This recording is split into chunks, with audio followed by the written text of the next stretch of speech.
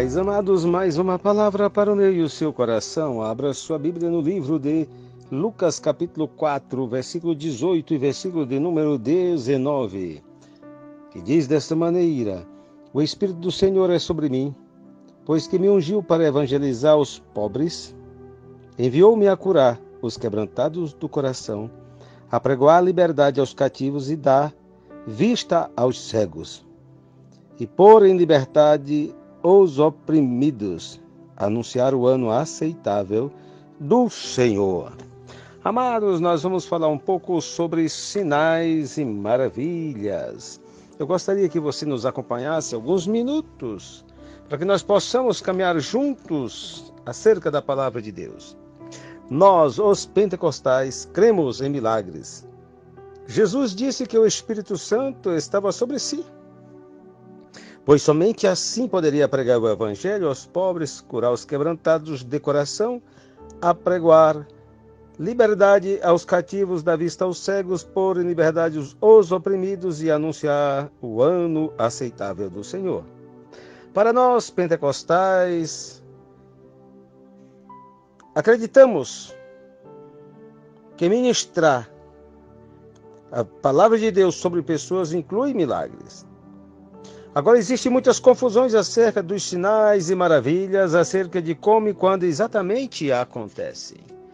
Eu gostaria que você atentasse para algumas coisas que estaremos falando aqui. Essa confusão aumentou à medida que nos últimos anos houve novos ventos doutrinários, que têm surgido com várias reivindicações a respeito da fé e da provisão de Deus para os crentes serem ricos e nunca ficarem doentes. Outros declaram que várias atividades como cair e rir são manifestações do poder de Deus. Mas são mesmo? O cair no poder ou cair sob o poder é milagre? Sinal ou o quê? Então, meu amado, eu gostaria que você prestasse bastante atenção nessa palavra que estaremos falando. Tentaremos esclarecer algumas dessas confusões, definindo poucas palavras-chave. Por exemplo, sinal, maravilha, milagre, manifestação, reação humana. Responderemos aqui de uma forma tranquila para que você possa caminhar conosco. Milagres acontecem hoje em dia? Com que propósitos? Sinais e maravilhas geram fé? Há algum perigo relacionado com os milagres? O que dizer sobre os movimentos de avivamento e milagres? E que tipo de atividade milagrosa devemos esperar na vida normal da igreja? Amado, eu quero chamar a tua atenção sobre essas definições. Vamos falar da etimologia dessas palavras. Vamos trazer uma definição de uma forma tranquila. Vamos partir da razão que está acontecendo muitos mal-entendidos durante a caminhada do movimento pentecostal, do pentecostalismo, sobre sinais e maravilhas. Então vamos lá. Eu gostaria que você prestasse atenção. Olha, quando empregamos as palavras sinal e maravilha e milagre, para dizer que Deus fez algo que não pode ser feito no reino natural, pelo uso de poderes e habilidades naturais, trata-se de atos sobrenaturais. Prestou atenção? Sobrenaturais, que não é natural. Por exemplo, há curas naturais e sobrenaturais. Uma perna quebrada, um braço quebrado. Ele pode ser curado em algumas semanas, 5 semanas, 7, não sei. Vamos lá. Mas se a perna for curada instantaneamente, após uma oração, uma ministração sobre aquela vida, então algo sobrenatural está acontecendo. Por quê? É a pergunta. Porque pernas quebradas não se curam instantaneamente, um braço quebrado não se cura instantaneamente. Com isso em mente, vamos utilizar a palavra sinal, maravilha e milagre para iniciar um ato sobrenatural. Como isso é comparado? em termo manifestação do Espírito. Como podemos fazer essa comparação? Eu gostaria que você caminhasse comigo. São ministérios sobrenaturais e espirituais dados para a igreja. Lá em 1 Coríntios capítulo 12. São manifestações do Espírito. São ministérios sobrenaturais e espirituais dados para a igreja. Agora eu quero dizer uma coisa para você. Existem reações que são humanas. Por exemplo, quando a pessoa sente a presença de Deus, reage de várias maneiras. Tem pessoas que começam a correr, gritar, rir, cair, choram, ficam caladas. A pergunta é: são sinais, maravilhas ou milagres? São manifestações do Espírito? Não, de forma alguma isso é manifestação do Espírito. São simplesmente maneiras como algumas pessoas reagem à consciência da presença de Deus. Nada é sobrenatural. Entendeu? Deus não causa nada disso. Em nenhuma dessas pessoas ou dessas coisas é Deus manifestando. É o sentimento emocional do indivíduo. Ok? Então nós precisamos fazer a distinção entre sinais, inclusive maravilhas e milagres, manifestação do Espírito e reações humanas, para que possamos continuar a caminhada. Sinais e maravilhas. Amados, embora sinais e maravilhas ainda ocorram no tempo de hoje, ao longo da história da igreja, as opiniões não foram unânimes sobre tal caso. Mas nós não vamos falar sobre isso. Eu queria te chamar a atenção que nós precisamos estar manifestando a presença de Deus para que possa acontecer os sinais em nossos meios. Eu quero que você entenda que a vida cristã, ela é chamada a tomar uma atitude. Por quê? Porque nós sabemos que existe um propósito dos sinais e maravilhas. Pois, haver os dois principais propósitos dos sinais e maravilhas. Primeiros, eles demonstram o poder e a divindade de Cristo. Segundo, atendem às necessidades das pessoas. A igreja é uma UTI espiritual, física, emocional, para cuidar de almas. Jesus indicou que as pessoas deveriam crer nele porque as obras que ele fazia davam testemunho. Olha, amado, eu queria que você entendesse isso.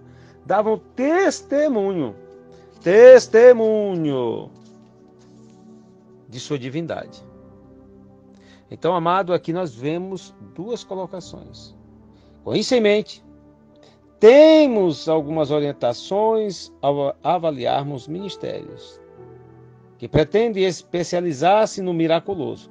Eles testemunham do poder de Deus, trazendo as pessoas para a fé em Cristo e realmente satisfazem as necessidades das pessoas? Olha, fé em conhecimento. Sinais e maravilhas, fé e conhecimento, pistes e conhecimento, constitui tema difícil, mas entendê-los ajuda a entendermos essa situação. Amados, primeiro, o que é fé? E o que é conhecimento? Se não, como ambos diferem entre si. Como uma pessoa chega à fé e chega ao conhecimento? A Bíblia é bem clara em falar sobre isso. Ora, a fé é o firme fundamento das coisas que se esperam e a prova das coisas que não se veem. Lá em Hebreus 11, versículo 1. A partir disso, percebemos que a fé é radicalmente diferente de conhecimento. A fé é obra do Espírito no reino das coisas que não se veem, produzindo um senso de certeza absoluta, de confiança plena. Confiança plena. Plena. Mais uma vez, plena. De fato, essa obra é obra do Espírito.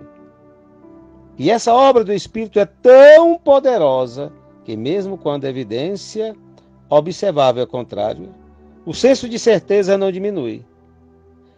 Por exemplo, lembrando agora de alguém chamado Abraão, lembra? Experimentou quando partiu para uma terra que lhe era pouco conhecida e quando lhe foi ordenado que matasse o filho da promessa. É interessante que Deus falou assim: Abraão, sai da tua terra, ó, abandona a tua parentela, que eu vou te mandar para uma terra, e vou te enviar para uma terra. Ele não sabia qual era a terra. Ele creu na palavra, isso é, creu em Deus. Isso, fé é apoiar-se em Deus. É você chegar e colocar, Senhor, Tu és o meu escudo. Eu vou confiar plenamente em Ti. Amados, Abacuque teve esse tipo de fé. Quando testemunhou que permaneceria crendo em Deus, nós cantamos esse hino aqui. Mesmo que rebanhos, campos ficassem estéreis. Ele creu, ele entendeu, ele vivenciou essa fé. Jó experimentou-a também quando declarou que continuaria crendo em Deus, mesmo que Deus o matasse. Paulo também esclareceu que os crentes permanecessem no que não pode ser visto. Ou seja, permanecem no que não pode ser visto e no que não pode ser tocado. Esse gênero espiritual é algo fantástico, que nos faz, não é observáveis. Não é empírico. É uma espécie de certeza gerada apenas pelo Espírito Santo e pela Palavra de Deus. Amados, por outro lado, o conhecimento é produzido pela observação, é empírico, é observável. Conhecimento é uma afirmação mental de algo que é verdade. Esse senso de certeza ou capacidade de afirmar intelectualmente que algo é verdade. É produto da razão humana. É a capacidade de se ver até que ponto as observações são regulares e consistentes. Até que ponto as declarações representam com acuidade se é verdade tais observações. Por exemplo, você vai derrubar uma jarra da mesa várias vezes. Leva a pessoa a acreditar que há algum poder que atrai essa jarra para baixo. Amados, toda vez que derrubamos aquela jarra, ela cai.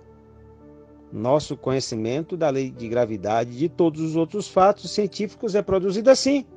São observações. Assim também é no mundo também teológico e teleológico. Então, há uma diferença entre fé e conhecimento. Ok? Acreditar em Deus é uma coisa. Isso é fé. Ter conhecimento, conheçamos e prossigamos em conhecer o Senhor. Nós só conhecemos o Senhor porque você não consegue observar ao Senhor. Olha só, parece um paradoxo, uma contradição. Você não consegue observar ao Senhor empiricamente, mas você se debruça sobre a manifestação de Deus, que é a palavra de Deus. Amém? Sinais e fé. Olha, Jesus usava sinais como prova de sua divindade. Paulo igualmente. Os sinais desempenham mesmo um papel importante. Mas temos de entender que Deus quer produzir fé nas pessoas e não conhecimento baseado na observação. Deus não teria de forma alguma dificuldade em levar as pessoas ao conhecimento do seu poder. Facilmente ele criaria tipos de espetáculos que convenceriam as pessoas de que ele é Deus. Mas Deus, ele quer te levar ao conhecimento através da sua palavra. Amados, um princípio pode ser extraído dessas palavras que estamos falando, dessas observações. Você não pode ter uma suposta fé, porque a suposta fé é baseada na abundância de milagres. Não é fé de jeito nenhum, mas conhecimento empírico, que Deus quer muito mais que isso. Por essa razão, ele não faz tanto milagres no que tange a compelir o consentimento intelectual. Ele nem, vamos dizer assim, ele sem esforço poderia dominar a mente humana pela atividade sobrenatural, mas isso não é fé. E não é assim que ele faz nem age. Ele chama as pessoas à fé, falando no íntimo do espírito delas através do Espírito Santo que habita o próprio homem, que é templo do Espírito Santo e sonda as profundezas de Deus. O que é mais do que suficiente. E cria fé, que é muito mais substancial do que confiança. Facilmente destruída, firmada simplesmente na observação. Amado, nós poderemos falar sobre sinais, maravilhas e embustes, enganos de Satanás. Com toda a atenção, existem sinais e maravilhas. Muito pouco tem sido dito sobre o perigo de alguém ser seduzido pelos sinais. A Bíblia é abundante e clara quando diz que o diabo se serviria de milagre, ou se servirá. Ele pode se transformar até em anjo de luz. Amados, com meio de enganar as pessoas e conduzi-las à apostasia e rejeição de Deus, a sua palavra, por favor, abra os olhos espirituais. Existe um padrão apresentado. Então eu quero que você entenda.